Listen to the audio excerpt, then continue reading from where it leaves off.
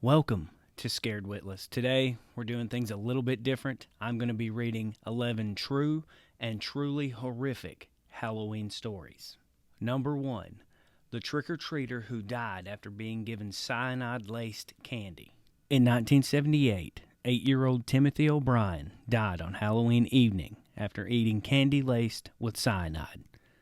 But the story has an even more horrific twist. It turns out the candy was poisoned by Timmy's father, Ronald, who was in financial trouble and had taken out insurance policies on his children. In addition to Timmy, Ronald O'Brien gave poisoned candy to 4 other children, including his daughter, Elizabeth. Thankfully, none of them ate it. Ronald O'Brien was executed by lethal injection in 1984. I did a little more digging on this story and I read a little bit more about it. The police actually found receipts and things where he was tallying up how much money he was going to make off of each kid when they died. And that was used against him as evidence in his trial. And he said he was innocent all the way up until he was found guilty. It took a jury an hour and a half to sentence him to death. Number 2, the suicide mistaken for a Halloween decoration. In 2005, a 42-year-old woman in Delaware committed suicide by hanging herself from a tree across the street from a residential area. Though the body was easily visible by passers-by and passing vehicles, no one called the police for hours. Why? They assumed the woman swaying in the wind was a Halloween decoration. There's no way. I thought there's no way that could possibly be true. And I looked online and I found like 6 or 7 other cases where people were either did it to themselves or someone else did it to them and left them there for days. One, a postman was delivering mail, stepped over a dead body, delivered the mail and left thinking it was a Halloween decoration. The guy had actually been dead for days. Number 3, the man who showed up at a Halloween party dressed as Freddy Krueger and went on a rampage. A Halloween party in San Antonio, Texas was in full force last year when a man dressed up as Freddy Krueger showed up uninvited. He opened fire on the crowd, shooting 5 people. Number 4, the son who decapitated his mother and left her body laying in the street. One night in Long Island, just before Halloween 2014, a decapitated body laid in the street 5 feet away from a severed head.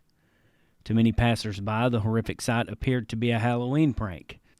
But the truth was far more disturbing. 35-year-old Derek Ward had used a kitchen knife to kill and decapitate his mother, Patricia, then carried the body and head out of their apartment. After leaving the body and head in the street, Ward jumped in front of a commuter train, killing himself. Some of these stories, I swear. Number 5, the Unspeakable Explosion at a holiday performance. In 1963, many Hoosiers decided to spend Halloween night at the Indiana State Fairgrounds Coliseum, watching a Holiday on Ice skating exhibition. Unbeknownst to them, a rusty tank in the concession area began to leak gas. The room, which lacked ventilation, quickly filled with gas. As the skaters performed their grand finale, the gas reached an electric popcorn maker, triggering a huge explosion. 74 people were killed, and nearly 400 were injured. Number 6, the Japanese student who knocked on the wrong door. 25 years ago, 16-year-old Japanese exchange student Yoshihiro Hattori, I'm sure I butchered that name, I'm sorry, dressed up as John Travolta's character from Saturday Night Fever, then headed out to a Halloween party at Baton Rouge, Louisiana. Tragically, he was mistakenly dropped off at the wrong house, and the homeowner, panicked by his unexpected visitor, shot and killed him. The homeowner was later acquitted of any wrongdoing. Hattori's mother, Mikao, commented on the 20th anniversary of her son's death. "I have been observing American society for the last 20 years. The ongoing situation there has been incomprehensible to Japanese. I want to encourage more ways to adopt gun control."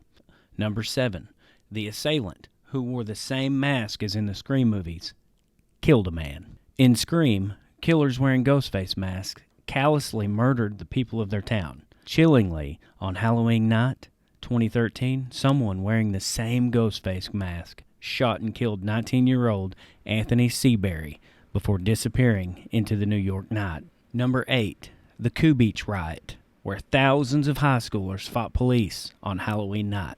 In 1945, teenagers in Toronto spent Halloween night rioting and building large bonfires that they stoked with gasoline. When police descended upon the scene, the teenagers fought back, throwing rocks and blocking the fire department from putting out the fires. Soon, police arrested 14 of the rioters, but instead of calming things, this led to a mob of thousands of teenagers gathering in protest. The teenagers were only dispersed after being doused with water cannons and tear gas. The impetus for this uprising is unknown. Number 9. The man who would open the door to a trick-or-treater who would end his life. In 1982, 69-year-old Marvin Brandlin was getting ready for bed after a night of handing out Halloween candy when there was a knock at his door. Brandlin opened the door to find someone wearing a pillowcase over his head with the holes cut out for eyes. The figure said, "Trick or treat, give me your money or I'll shoot." He then pulled a gun and ordered Brandlin into his basement where Brandlin kept a safe.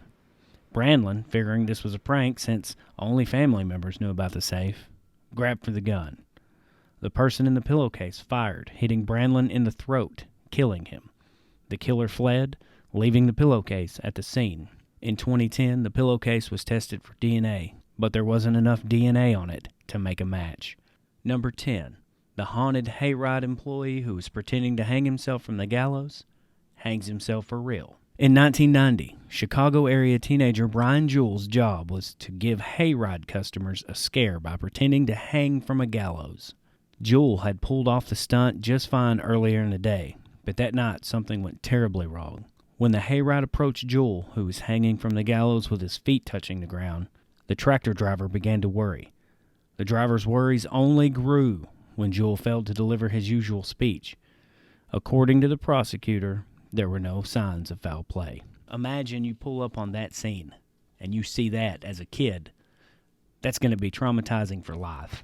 Number 11, the boy whose life would be forever altered by his stepfather from hell. On Halloween in 1984, 8-year-old Brian Massey should have been enjoying a night of trick-or-treating with his sisters, Tiffany, who was 11, and Tamara, who was 10. Instead, he was subjected to a real-life horror film when his new stepfather, 26-year-old David Andrews, stabbed his mother to death before chasing his sisters down the hall and murdering them as well.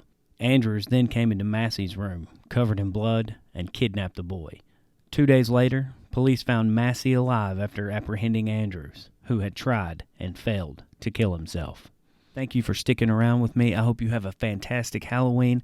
I read all of these stories just so I could tell you, be safe in trick-or-treating, because you never know what's out there. Subscribe!